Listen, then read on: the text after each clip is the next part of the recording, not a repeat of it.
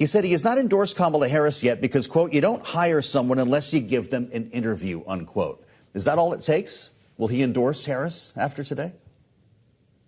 I think that he is doing his job representing the Teamsters, which is he is making it clear that they aren't committing to a particular party just because of a party affiliation. But what he cares about is who is going to be best for workers, who's going to be best for unions.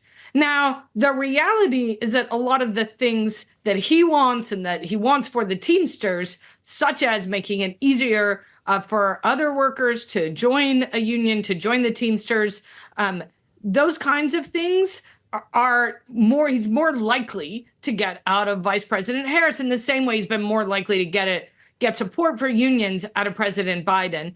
You even had, as you noted, President Trump sort of giggling with Elon Musk, which is, the way to keep workers in line is fire them if they threaten to organize or they threaten to strike. That's not going to win any favors or support from the union. So I would be surprised if we don't see a Teamsters endorsement of Kamala Harris, but I think it's also worth noting how, tough they're being about saying you don't get it for free. We're making sure that you're out there representing the interests of unionized workers. 2 days later. John, this just in. The Teamsters are releasing the results of their member polling on which presidential candidate to back. And here it is, 31% say they support Harris compared to 58% who say they support Trump. The union typically backs Democrat candidates, but has delayed its endorsement in this contest. The union's general executive board expects to announce a decision at some point today. So take from that what you will. Oh my, put that back up on the screen. Holy moly. Yep. Trump, they prefer 58-31 over Harris in the Teamsters. Yep. If that is the actual number and the Teamsters doesn't come out and endorse Trump, something's wrong. Boy, oh boy, oh boy, oh boy, oh boy. I gotta tell you guys, things just continue to get worse for Kamala Harris, okay? Because she is losing support among parts of the Democrat Party that usually always support Democrats, like, for example, unions, okay? As Kamala Harris has basically lost the endorsement of the Teamsters union because they endorse Democrats basically every single year. She's lost their support because she basically failed to show that the Democrat Party is the party of workers, okay, which is what unions say that they are. They are pro-worker. And Democrats claim to be pro-worker. However, they're actually the party of big corporate America, okay? And that is what their Green New Scam is, okay? It basically sells out the American worker and shifts our manufacturing jobs overseas to China, okay? And that is the big issue that the unions have with Kamala Harris, which is why they have been courting Republican presidential candidate Donald Trump. Despite the fact that Republicans have not been that friendly towards unions historically, they're giving the Republican Party a chance because, well, at the very least, they're not on board with the Green New Scam, okay? So that is what's happening here, and Kamala Harris has received devastating news after a humiliating, absolutely humiliating poll from one of the largest labor unions in the country, Teamsters, in a humiliating fashion. I mean, got absolutely destroyed in this poll. And that caused the Teamsters union to refuse to endorse Kamala Harris for president, which is the first time that the Teamsters haven't endorsed a Democrat in a long, long, long time. Take a look.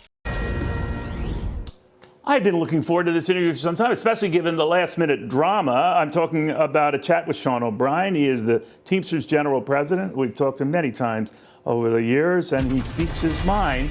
That's why I'm a little surprised by this news today that the Teamsters will not be officially endorsing a presidential candidate. So I thought to myself, Neil, when you talk to Sean, ask him how a guy who was invited to speak before Republicans at their convention but didn't get the same honor at the Democratic convention could decide not to support the Republican nominee. And here he is, Sean O'Brien. Good to have you, Sean. Why not? Why not Donald Trump? How are you, sir? Well, listen, we interviewed both candidates, and we were seeking commitments from both candidates, and we couldn't get solid commitments on our core issues like the PRO Act, like vetoing national right to work, like staying out of labor disputes and not trying to force any contracts on us, like what happened to our brothers and sisters in the rail industry. We didn't get solid commitments from either candidate, which was a major factor in our decision as a General Executive Board not to endorse any candidate. However, we did a lot of polling, as you know, and the polling leaned heavily towards former President Trump. So that tells you that very heavily, Sean. And I'm just there, wondering, do you look disconnected from your members?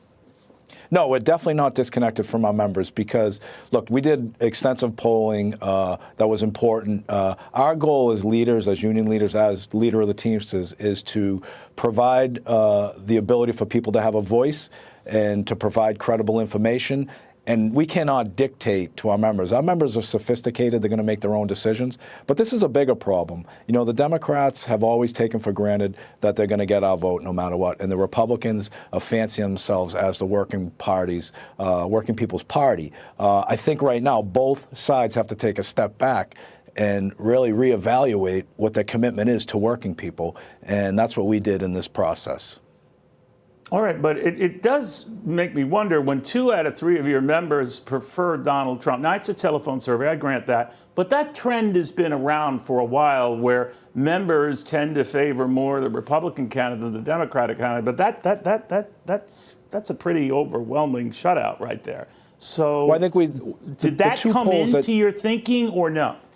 We evaluated everything. We evaluated the straw poll, which was done in person, which, as you know, when you have an audience, you can influence that audience. We figured that was going to lean heavily towards President Biden, and it didn't lean heavily towards him.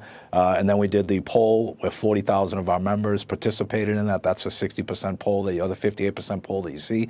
And then we did the research-based polls. And you know, 2 out of those 3 polls leaned Republican.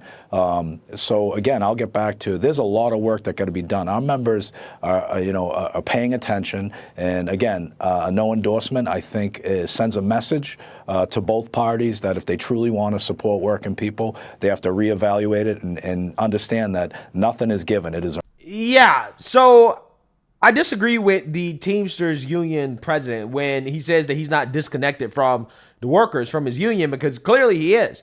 When you have a poll that shows about 60% of your company supports President Trump, and then you say we're not going to endorse anybody, that means you're disconnected, right? Because Trump won overwhelmingly, okay? This was not a close poll. It's one thing if it was 50-50, okay, 49, 51, okay, 48, 52, something like that. Okay, I get that. Margin of error, right? It might make sense to say, hey, we're withholding an endorsement. Both candidates are too close. But that's not how most of your union feels, right? Most of your union wants Trump.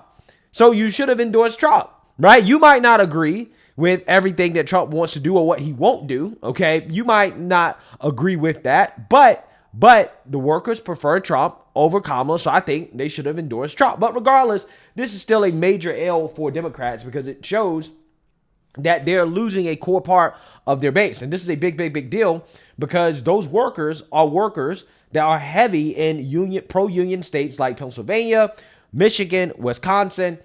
Yeah, that's a big deal because Kamala Harris needs to win at least one of those states, most importantly Pennsylvania, in order for her to have a chance of winning. Okay, so with this endorsement, that is a big blow to Kamala Harris, especially in the Rust Belt. So without further ado, let's react to Democrats coping over this union refusing to endorse Democrats this year. But another big political story that has come out this afternoon comes from the Teamsters Union. No endorsement. They will not be endorsing either candidate in the race for president. Now, we haven't seen this in a long time. It's the first time since the '96 race that the Teamsters hasn't picked a side. Let's start off with Lindy Lee here, the surrogate for the Harris campaign, member of the National Finance Committee for that campaign as well. Lindy, welcome back to the show. A lot we can talk to you about because this is breaking today. I want to start with this. A lot of people are going to say loss for Harris because anytime, that's what Mick Mulvaney said, a union doesn't endorse a Democrat, that's bad news. What do you say? Thank you so much for having me. Well, this is a union whose president spoke at the RNC. He was given a prominent speaking slot. So I don't think we were anticipating an endorsement. But what Vice President Harris said during the meeting that she had with him this past week is so significant and something that her opponent would never be able to say. She said, I will treat you the exact same way I would treat you had you endorsed me. So she's going to be a president, a public servant for people who did or did not endorse her, versus Trump, who acts according to political calculations and whether someone did him a favor. I know you're from the state. Yeah, so this is major cope for the Democrats because allegedly behind closed doors, Democrats were fuming over the Teamsters president speaking at the RNC, right? They really did not like that because you know how Democrats are, okay, with their little groups, right? They like to divide up the country, put them in little groups, okay? And if one of the groups falls out of line, they like to, get mad, okay, and try to whip them back into shape. But they can't do that with the Teamsters Union. So behind closed doors, they were fuming, right? They were really upset about the Teamsters being represented at the RNC. State of Pennsylvania, you do a lot of political work in the state of Pennsylvania. You think of working class voters in a state like that, many of them are union members, and whether there's a challenge for this candidate this time around. If there is, how does she make up for it? Well, I'm seeing a lot of polling suggesting that the momentum is fully behind her. She's experiencing a post-debate bump. But at the same time, the message will not change. We will continue to be the underdogs, and she will continue to reach out to union members, to moderates, to independents, to show that she is going to work for the working class, not billionaires and corporations. She's going to be out there advocating for an opportunity economy that works for everyone, as opposed to continuing the multi-trillion-dollar tax cut for billionaires and corporations that Trump espoused during his administration. Crazy how it's always the same talking points over and over and over again. Okay. Trump's going to give tax cuts to billionaires, right? Like he did in his first administration, except those tax cuts that went to everybody, not just billionaires, made his economy great, right? It made his economy great. Everybody was doing great. Wealth inequality decreased under Trump, which is something that hasn't happened in a long time in this country, right? Democrats say, we're the party of the working class and the people. Okay, well, why is it that income inequality decreased under Trump after basically increasing for years prior to that, right? We had Barack Obama in office for 8 years, and he couldn't build the economy that Trump built. If Democrats are so pro-working class and they're so against the billionaires, why is it that income inequality continues to grow under Democrats? Why did it decrease under Trump? I'm just saying. If tax cuts just benefit the wealthy and that's it. Again, this is nonsense. Just like it's nonsense to sit here and say that, well, she has momentum in the polls, right? She's leading, but yet we're the underdogs. Well, if you're leading, how are you the underdogs? Again, this is incoherent, right? Nothing about the Democrats makes sense. This is the other side of it now, the Republican side. Congressman Roger Williams, state of Texas, joins us, chairman of the House Committee on Small Business. All right, welcome back, Chairman. It's good to have you back on the show. Yeah, good to be back. I might go in a similar order. I thought the Teamsters story is breaking today during our show.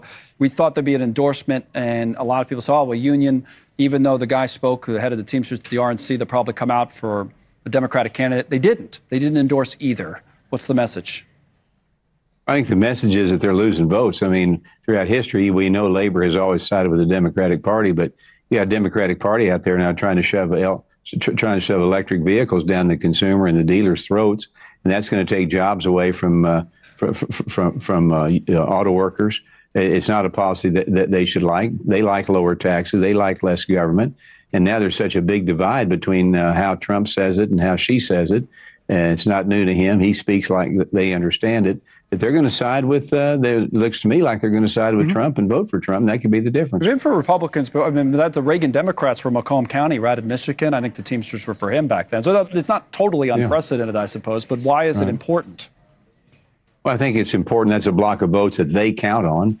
It's a block of votes we sometimes say, well, we won't get that block. Where do we have to get our other votes? Now we know where to get the other votes, and we get their block. It could be the victory for Trump. I mean, it's an important deal. It'd be like, for some reason, conservative business people siding with Democrats, or Main Street America siding with Democrats. It'd be unheard of practically. Some of them have. I mean, some of the ex-Reagan officials, ex-Romney officials, ex-McCain officials, those are kind of the never Trump types that are kind of old school conservative on economics, I think, no? But they weren't small business owners. Main Street America, 75% of the payroll, 75% of the workforce is Main Street, which has been devastated by this Biden economy. And so the people that just don't live in the daily economy on Main Street, run a business, meet a payroll, they can get out of touch pretty quick about the economy and what's good for it. Thanks so much for watching. Just go to join. Yeah. So basically, this is a major loss for Kamala Harris, right? And, hey, it really shows you how the parties are kind of shifting in real time here, right? There's a realignment happening, and we really are living in history, guys. And this is a big deal because historically speaking, Democrats have had the unions, okay, for the most part. But once you have, this one major union come out and say, no, we're done with Democrats, that could be the start of a titanic shift, okay? And hopefully we see that shift happen this election in the sense that the people on the ground are saying we want Trump. Again, it's really hard to believe that Kamala Harris is doing as well as these polls suggest, okay, even though she's not really doing that well compared to Biden and Clinton. But it's hard to believe she's doing as well as the media claims when every time you look, when you actually have a real poll, when you actually really ask real people what they think, a vast majority of them on Team Trump. So I don't know. But let me know what you guys think. Make sure you like, comment, and subscribe. Most importantly, share a Black conservative perspective. Peace.